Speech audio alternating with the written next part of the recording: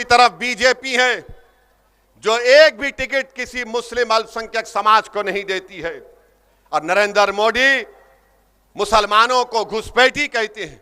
तो ये सिर्फ खरीदना जानते हैं, जो बिकता है उसको खरीदते हैं, जो नहीं बिकता उस पर इल्जाम लगा देते हैं कि ये मिला हुआ है, बी टीम है, वोट काटने वाला है।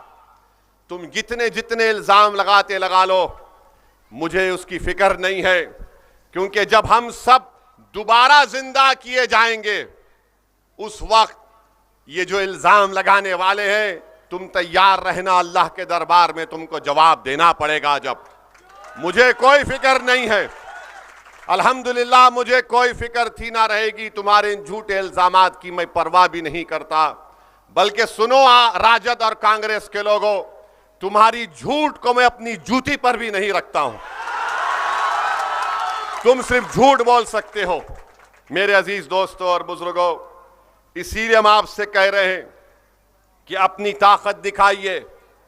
हमने यहां पर फारूक रजा को हमारा उम्मीदवार बनाया, तो लालू परिवार पाटलिपुत्रा के गांव गांव फिर रहा है भीख मांगते हुए कि हमको वोट दे दो, मंजलिस को वोट मत दो। अगर हम उम्मीदवार नहीं देते तो क्या लालू का परिवार फिरता गांव में? मगर क्योंकि यहां से हमने एक शेर को उतारा, तो शेर के डर से सब भाग रहे हैं। इनको डर इस बात का है, अगर यहां से फारूक रजा आगे बढ़ जाएगा, यहां की जनता में सियासी क़ियादत का पैगाम पहुंचा देगा जो होगा, तो तेजस्वी को इस बात का डर है कि अगर इस चुनाव में नहीं रोक पाए तो विधानसभा में ये तो हमारी गिल्ली को उड़ा देंगे। हम उड़ाएंगे तुम्हारी गिल्ली को इंशाअल्लाह। तुम ये समझ रहे हो कि हम सिर्फ ये पार्लियामेंट का चुनाव लड़के चले जाएंगे, पाटलिपुत्रा से नहीं जाएंगे। लिख के रख लो तेजस्वी और तुम्हारा परिवार, जब विधानसभा का चुनाव आएगा तो यहां पर जितने विधानसभा हैं वहां से मजलिस अपना प्रत्याशी उम्मीदवार को खड़ा करेगी, और ओवैसी खुद आएगा प्रचार करने के लिए, जैसा आज मैं आया हूं। मेरे अजीज दोस्तों और बुजुर्गों, हम आपसे फिर से अपील कर रहे हैं कि वोट एक अमानत है और इस अमानत को सही इस्तेमाल करिए। तीसरी बात की है, अभी अख्तरुल ईमान साहब ने अपनी बसीरत अफरोज खिताब में जाति जनगणना की बात की। यहां पर पालीगंज में हमारे अंसारी भाई बहुत रहते हैं। मैं उनको बताने के लिए कह रहा हूं कि अंसारी भाइयों की आबादी बिहार में 46 लाख है ना अख्तर भाई, 46,34,235 हैं। अब हम ये नाम लेके जा रहे हैं, कल से बल्कि आज शाम से तेजस्वी और लालू परिवार अंसारी भाई शुरू हो जाएंगे। अभी नहीं बोल रहे थे। अंसारी भाइयों की आबादी 46,34,245 है। कितने साल लालू राबड़ी मुख्यमंत्री थे? 12 साल, 15 साल थे। तेजस्वी डिप्टी सीएम करीब 3 साल रहे होंगे, 3.5 साल, माने 19 साल के करीब राजद की सरकार। 46,34,245 अंसारी भाइयों की आबादी बिहार में है। आपको नौकरी कितनी मिली और कितनी मिलनी, हम बताते हैं कितनी मिलनी चाहिए थी आपको। आपको नौकरी मिलना चाहिए था 48,650, 48,650। हाँ कितना नहीं है वो, आप लिख के दिए 100। अच्छा 78,000 अख्तर भाई कह रहे, चलिए मानते हैं। मिली कितनी नौकरी आपको? 4,000, हाँ 44,000 करीब। हाँ इतनी नौकरी कम मिली आपको। अब इसके बारे में तेजस्वी कुछ बोलेंगे, लालू बोलेंगे, नीतीश बोलेंगे, कुछ नहीं। बुनकर भाइयों की आबादी है, तुमने क्या किया उनके लिए? उनके पावरलूम के लिए क्या किया। याद रखिए, ये सिर्फ वोट हासिल करते हैं। आप मंजलिस का साथ दीजिए, आपको मान सम्मान मिलेगा, आप नेता बनेंगे इंशाअल्लाह ताला, आप खुद अपने मुकद्दर के फैसले करेंगे। मगर यहां पर सिर्फ इल्जाम लगा दिया जाता है कि मंजलिस आई तो वोट काट के जाएंगे। अच्छा मेरे भाई, कल मोदी जी भी यहां पर आए थे। अगर हम मोदी जी के बारे में, नरेंद्र मोदी के बारे में नहीं कहेंगे तो ये राजद कांग्रेस वाले तोलते हमारे भाषण को। इन्होंने आधा किलो ज्यादा बोला हमको, मोदी को कम बोला। तो हम किसी का कर्जा नहीं रखते। पालीगंज में किसान को पानी नहीं मिलता, और फिर जो नदी के किनारे का इलाका है दियारा, वहां पर आज भी लोग विकास के लिए तड़प रहे हैं। नौबतपुर के अतराफ के इलाकों में जराइम में इजाफा हो गया। यहां पर इतना बड़ा काम टूरिज्म के लिए हो सकता है। मानेर शरीफ की दरगाह है और हमारे हिंदू भाई के लिए उलार सूर्या की मंदिर है। गवर्नमेंट के स्कूलों में टीचर नहीं है। पालीगंज में बस डिपो का काम शुरू हुआ है, मगर कितने बसेस चलती हैं वो आप बेहतर जानते हैं। फिर किसान परेशान है, कीमतें उसको नहीं मिलती हैं।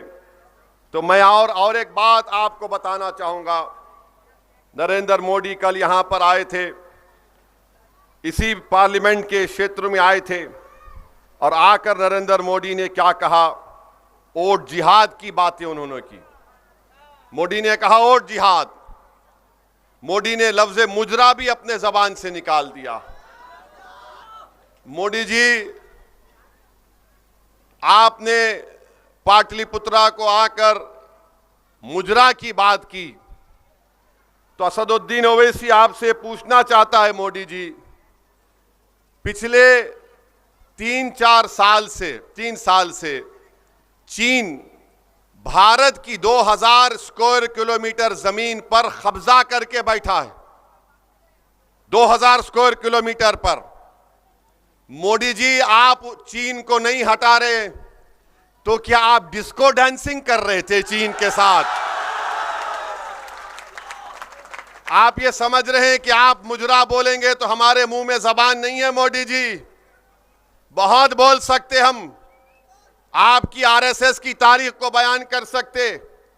चीन को नहीं हटा रहे, चीन कब्जा करके बैठा है, तो मालूम हुआ मोदी जी डिस्को डांसिंग कर रहे हैं चीन के साथ। फिर मोदी जी कल बोले मुजरा।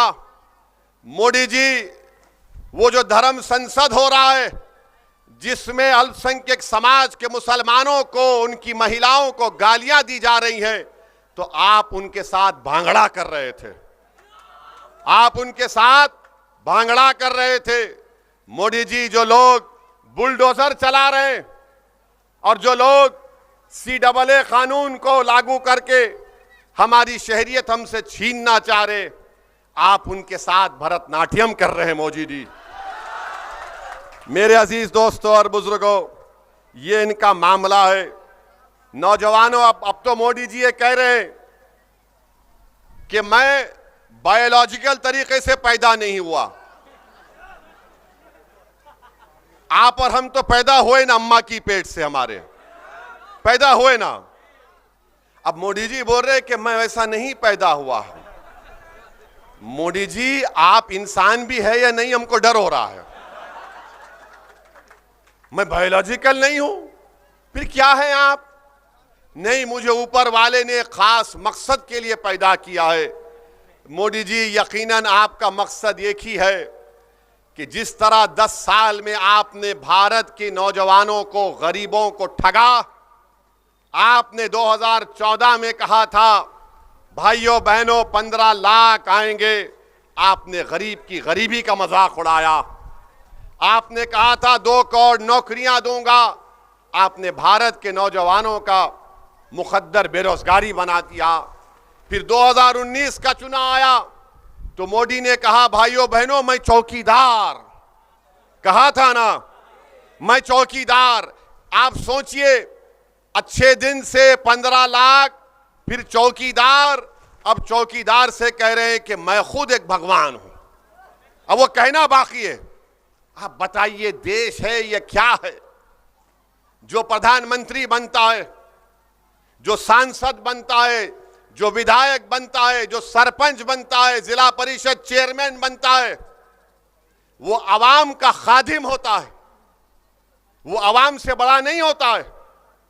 अब देश के प्रधानमंत्री मोदी जी कह रहे हैं कि मैं भारत से बड़ा हूं, मुझे ऊपर वाले ने खास मकसद के तहत पैदा किया।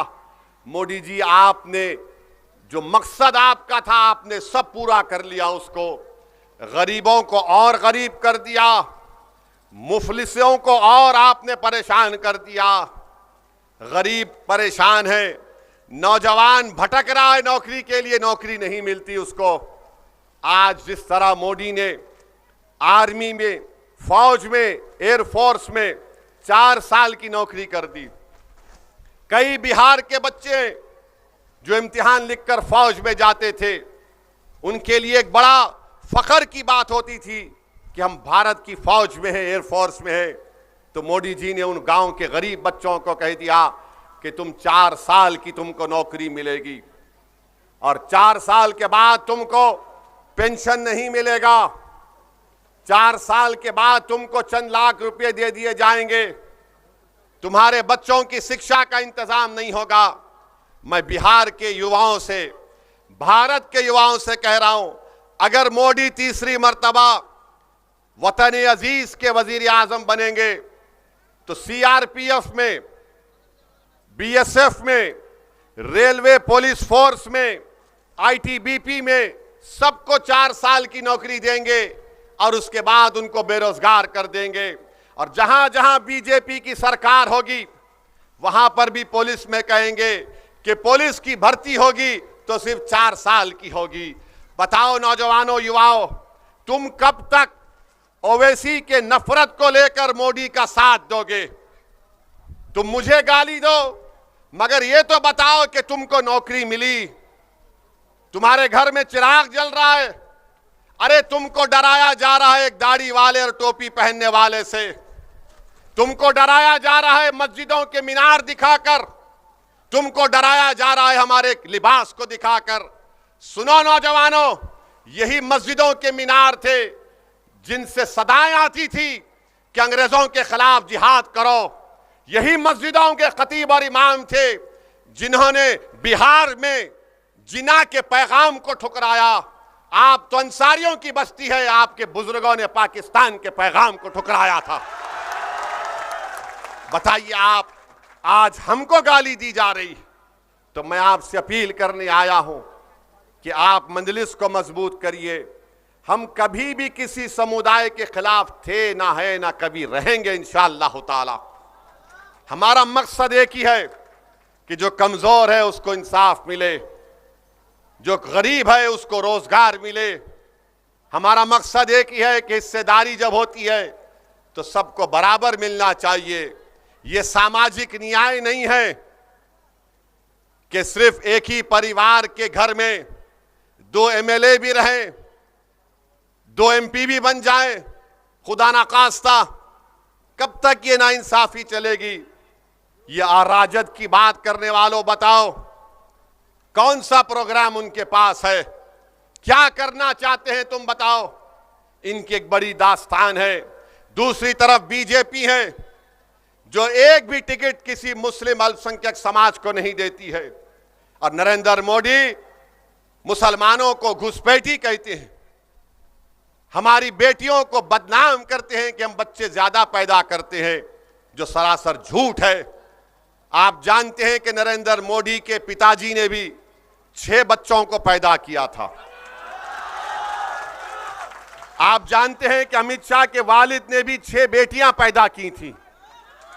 आप जानते हैं कि आरएसएस के गोलवालकर के 11 भाई थे, भाई बहन थे। मगर मोदी जी सबको भूल जाते हैं। इंसान जब गुरूर और अहंकार का शिकार होता है तो नीचे नहीं देखता, सिर्फ आगे देखते रहता है और उसको अतराफ में कुछ नजर नहीं आता। मोदी जी, आप कब तक बदनाम करेंगे? 10 साल में आप देख रहे हैं कि बीजेपी को जब से सत्ता मिली, भारत के 17 करोड़ गयूर मुसलमानों को बदनाम करने के लिए